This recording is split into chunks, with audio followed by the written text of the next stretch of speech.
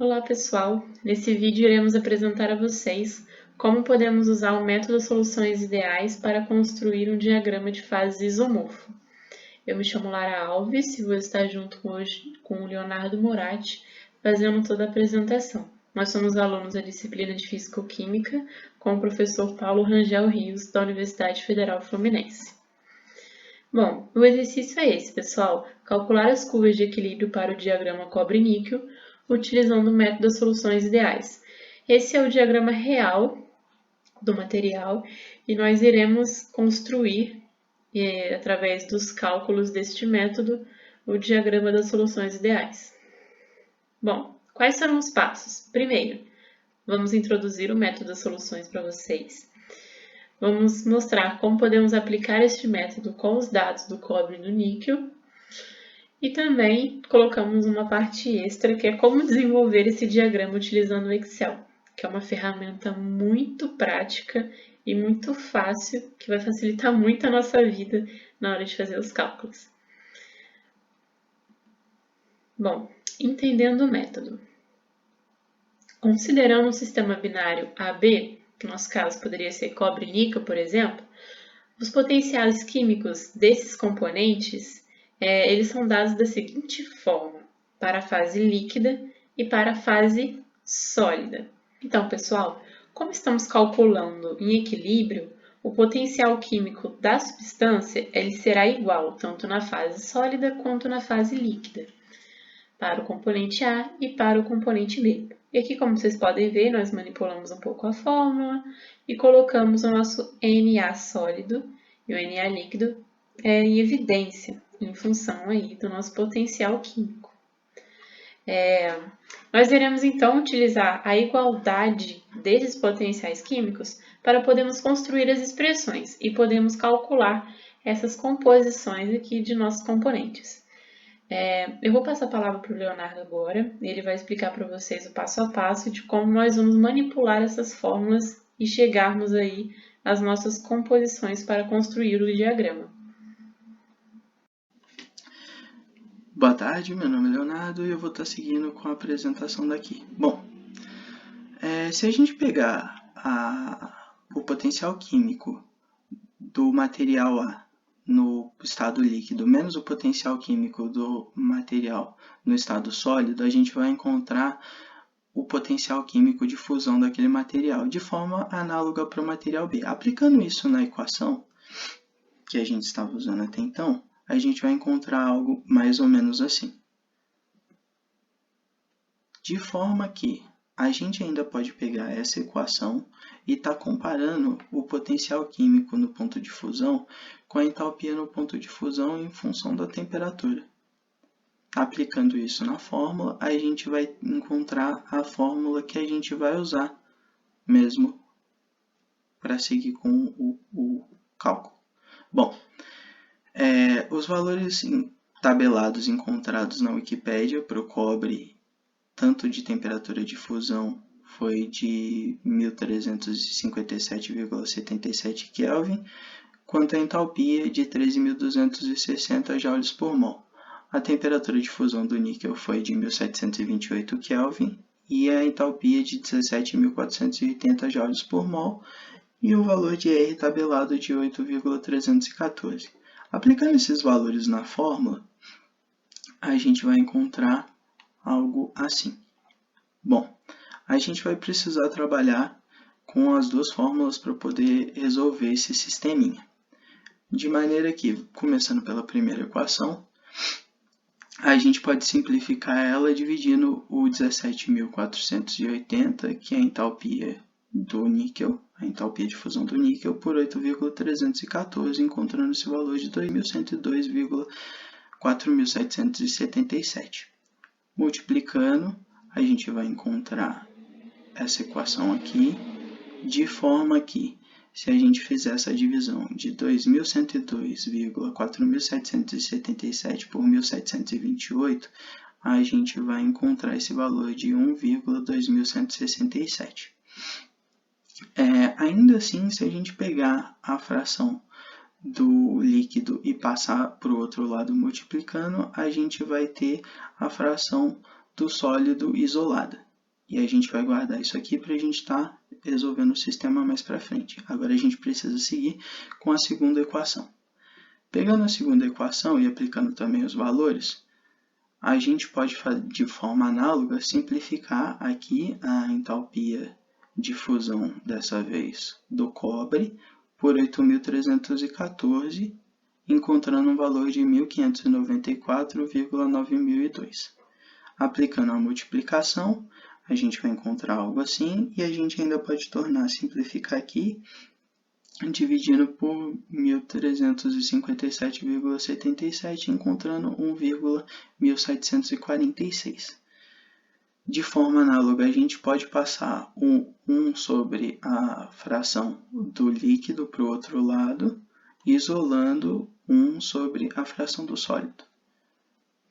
Bom, agora se a gente pegar a equação calculada anteriormente e aplicar nessa que a gente acabou de calcular, a gente vai fazer a substituição aqui, então a gente vai ter 1 menos a fração do líquido vezes aquela equaçãozinha toda lá que a gente encontrou, e a outra equação que a gente já tinha, que também está em função do líquido. Assim a gente consegue determinar a fração do líquido.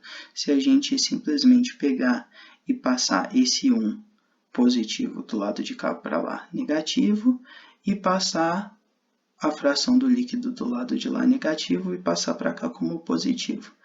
Resolvendo isso e isolando aqui a fração do líquido, a gente vai passar isso aqui tudo para o outro lado dividindo, e a gente vai encontrar a nossa equação, que é essa aqui. Agora, se a gente pegar essa equação e jogar na primeira equação de novo, a gente consegue determinar o valor da fração sólida. De modo que a gente tem aqui a primeira equação, a gente substitui o valor aqui do líquido pelo encontrado anteriormente, que é toda essa porção aqui, e multiplicando a gente encontra a fração sólida, que é essa equação aqui. Agora eu vou estar passando a apresentação para a Lara, e ela vai estar tocando daqui. Bom, pessoal, agora eu vou mostrar para vocês como que foi o nosso resultado. O resultado do nosso diagrama construído no Excel. Como vocês podem ver, aqui nós temos o nosso diagrama calculado, e aqui nós sobrepomos o diagrama real cobre-níquel no nosso diagrama calculado. Como vocês podem ver aqui, a linha sólidos ela está muito aproximada com a linha do nosso diagrama. Isso nos faz acreditar que a solução sólida do níquel ela se aproxima muito de uma solução ideal. Porém, na parte aqui da linha líquidos, ela tem uma certa discrepância bem significativa, podemos falar. Bom, pessoal, agora eu vou explicar para vocês como nós fizemos para construir o diagrama cobre-níquel utilizando a planilha do Excel. Se você não tem muita familiaridade com o Excel, fique tranquilo, porque é uma sequência de passo a passo bem simples e você vai ver como é bem mais fácil e prático utilizar o programa do Excel para poder fazer todo esse cálculo. Bom, esse aqui é o nosso diagrama original do cobre-níquel, nós coletamos do Google, e vou deixar aqui que é para podermos estar formatando as nossas escalas de acordo com esse diagrama. Assim vai ficar mais fácil poder estar comparando os dois lá na frente. Bom, pessoal, aqui está toda a nossa base de dados. Nós calculamos a porcentagem em peso do líquido e do sólido, utilizando aquelas fórmulas que nós apresentamos para vocês nos slides. Nós aplicamos essas fórmulas dentro dessas duas colunas aqui e conseguimos manipular toda a equação para já podermos direto já termos a fração molar do líquido e a do sólido. Tudo isso em função da temperatura. Então foi fácil, colocamos a primeira célula aqui com a fórmula certinha e logo depois nós copiamos para todas as outras células. Bom, aqui é a parte que nós colocamos a temperatura. Nós inicialmente fizemos em Kelvin, mas logo depois percebemos que a temperatura original é em Celsius, então já colocamos direto aqui a tabela com toda a conversão. Bom, pessoal, vamos então direto para o gráfico.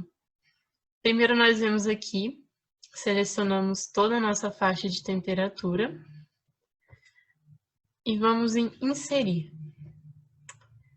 Gráfico, vocês podem ver que tem alguns gráficozinhos aqui, mas vamos escolher o de dispersão. Vou chegar esse aqui para cá. Tranquilo. Logo depois, vamos apertar o botão direito em cima do gráfico, selecionar dados. Vamos adicionar uma nova série, que vai ser a nossa série da faixa do líquido. Viemos aqui, depois de colocarmos o nome, selecionamos aqui toda a faixa do nosso líquido. E aqui no eixo Y, a nossa faixa de temperatura em Celsius. Damos OK. Vocês podem ver, o gráfico já vai atualizando. Bom, agora vamos adicionar a parte do sólido. Os valores de X é todo o valor da nossa tabela também. E os valores de Y, nós já selecionamos aqui a nossa faixa de temperatura no mesmo intervalo. Damos OK. Bom, inicialmente, né, como nós começamos a colocar o gráfico pela temperatura, nós temos que tirar aqui a parte de série, para só mantermos aqui no eixo do X o líquido e o sólido. Apertamos OK. E deixa eu dar um zoom aqui melhor. Esse foi o nosso resultado até agora. Bom, vamos só colocar agora na mesma escala do nosso gráfico aqui original. Para isso, vamos formatar os eixos. É só clicar no eixo do gráfico. Se você quiser editar qualquer coisa no gráfico, pessoal, é só clicar exatamente em cima. Aqui, ó, no título gráfico, por exemplo, a gente já pode colocar aqui diagrama isomorfo cobre-níquel. Bom, mas vamos ver aqui essa questão do eixo primeiro, né? Selecionamos aqui, viemos em opções do eixo, né? Limites. Vamos colocar o limite como sendo 800, igual o gráfico original. E já foi automático máximo para 500, com a unidade de 100, tranquilo. Essa parte tá ok. A parte do X agora, o mínimo, vamos deixar como 0. E o máximo aqui vamos colocar como 1, que é o nosso 100%. Aqui, para uma questão de formatação mesmo, para deixarmos o nosso gráfico menos poluído, eu vou tirar essas casas decimais aqui, já que é tudo redondo. Ok, pessoal. Agora eu vou sobrepor os gráficos. Aqui você pode ir editando também. Título dos eixos, para você poder estar acrescentando. Pode colocar todos os detalhes que você quiser no seu gráfico. Mas, no momento, vamos ser mais objetivos. Bom, só por uma questão de estar facilitando a comparação, eu vou colocar essa linha do sólido como vermelha, para ficar bem destacada mesmo. E a do líquidos também eu vou manter como vermelha, porque quando nós somos sobrepor o gráfico, vai ficar mais fácil de poder estar diferenciando as curvas. Bom, agora o que nós vamos fazer? Sobrepor este gráfico em cima deste gráfico aqui. Mas como vocês podem ver, a gente quando pega um gráfico original, é sempre em formato de figura. Então, vamos acrescentar uma imagem no nosso gráfico. Uma questão de facilitar mesmo, quando eu fui selecionar essa imagem, eu cortei apenas os eixos, que é apenas isso que eu preciso desse gráfico aqui. Os eixos aqui de fora já estão bem identificados, né? Então, tranquilo. Vamos lá. É necessário que você já tenha a imagem no seu computador. Então, vamos acrescentar ela aqui no gráfico. Vamos lá, botão direito em cima da área do gráfico. Opa! Aqui, em cima da área do gráfico, preenchimento, imagem. Vamos pegar a imagem do computador. Aqui eu já deixei salva a imagem que eu preciso. Inserir. Pronto. Como vocês podem ver, ficou bem aproximado o nosso resultado. Principalmente aqui na parte da linha sólidos. Ficou exatamente, digamos, em cima da linha sólidos do gráfico original. A linha líquidos teve uma leve dispersão, que isso por conta do método das soluções ideais, que é um método que tem alguns erros que podem estar relacionados à aproximação dessas curvas. Mas foi um resultado bem satisfatório, pessoal, como vocês podem ver. E facilita muito a gente poder estar comparando e sobrepondo os gráficos dessa maneira. Bom, pessoal, essa foi a apresentação de como nós montamos o nosso Excel do diagrama isomorfo cobre-níquel. E eu espero que vocês tenham gostado, tenham entendido. Bom, até a próxima. Obrigada.